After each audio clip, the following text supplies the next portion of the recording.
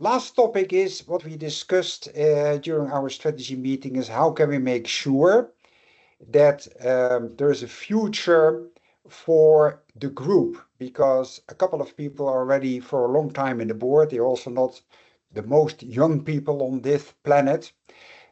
So how can we secure that the group continues? And Dave will lead us through this. Dave. Hi, Jan, thanks. Could I have the first slide? Thank you. Yeah, so just really some pointers or some points to begin the thought process and maybe get a little bit of feedback at the end. It's not to say that these have been identified as firm threats, but that stand to reason. And the next slide will show put some potential ways to mitigate. So the first one there, key to the group is the science advisors. So obviously, if we have a diminished quantity or reduced input from them, that would be a threat. So maintaining and increasing the support and input from science advisors. General member numbers overall, from a input point of view, and of course from a cost point of view, from membership fees. And similar to that, you've got the sustaining members, the sponsors. As we went through, we've got sorry, not Bruno, was it? Yeah, went through the numbers there. The group seems to do an awful lot with the funds it manages to gather, but much less would start to become a problem. A little bit more mightn't be a bad thing. Allow us to do more. So we mustn't overlook the financial input from making it interesting and important for sponsors to remain contributing. The board members, I was talking about there, the appetite to put your name forward for that and contribute from once appointed, and the capacity to sustain that are factors. Again, at the moment, no reason to think there's any problems there, but it stands to reason that won't be infinite, and that we should seek to have others that would acquire the same appetites and find the same ability to contribute. And then, of course, overall, the relevance. If the group isn't relevant, well, that's a big threat. So, perhaps these are quite positive threats, I suppose. Maybe we meet our goal, or we establish that the goal has been met. That 100,000 people are, in fact, in good light, and 1 million people are aware of it. Maybe we extend the goal, but point is, if we meet our goal, then we need to identify if that threatens the future of it, or we extend it. And then similarly, if another institution, health group, or government, private company, maybe clearly become prevalent in this sphere and diminish how we could contribute in comparison to that. Maybe it just sort of it makes it irrelevant, whatever group that might be. We have a health, NHS might suddenly adopt it as a main cause, or a major tech company, or government might. So those were potential threats, and we'll welcome any others that you might want to throw into the mix. Sorry, I can't change the next slide. Is it Virginie who's got the button? Thank you. Yeah, so opportunities to try and mitigate that, or regardless, sort of push the group forward. We mentioned just back the last slide about the science advisors, keeping relevant, making them want to be part of it, or academic exposure might be one way. Educational institutions, perhaps different ways we might feed into that, or just have the work of the group exposed there more broadly, which can have secondary benefits to the people that contribute to it. And then more sort of more pointedly, commercial exposure. Nearly everybody on the call will have commercial factors to consider, whether the manufacturer, scientists with bills to pay and next paper to write, or professionals in between.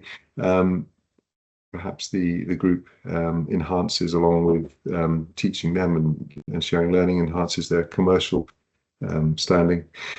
Strategic partnerships. we talked about that back at the beginning.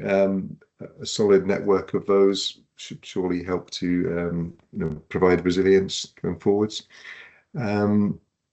And also just making sure that we are pausing to think what the fundamental expectations of group members are, and making sure we're sort of delivering on those, so that the reach, the reach that we achieve is growing.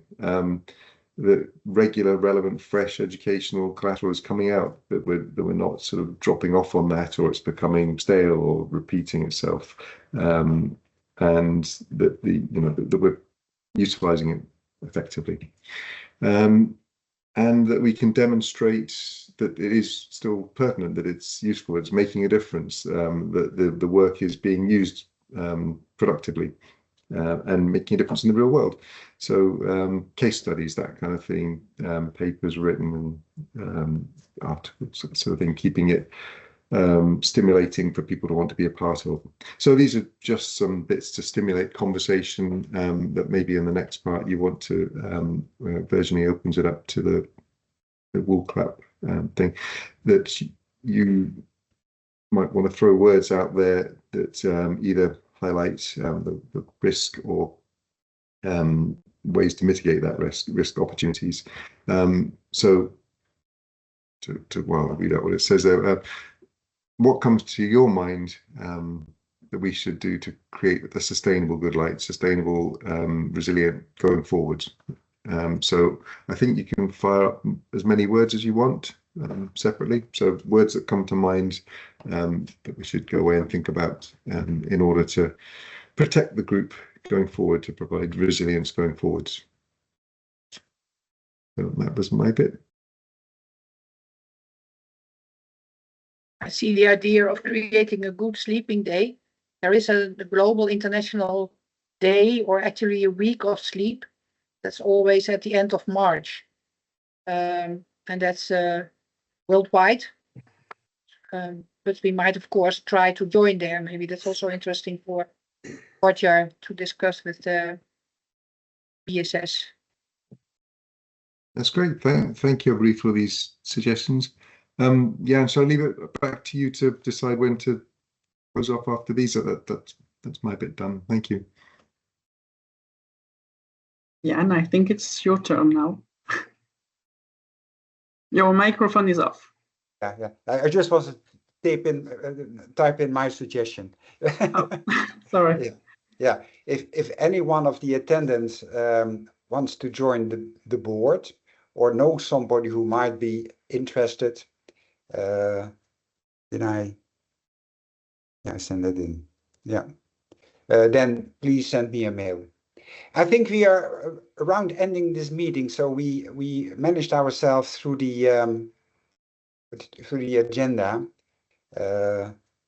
So like Marijke said earlier, the board does this as voluntary work, besides a lot of other stuff, and we try to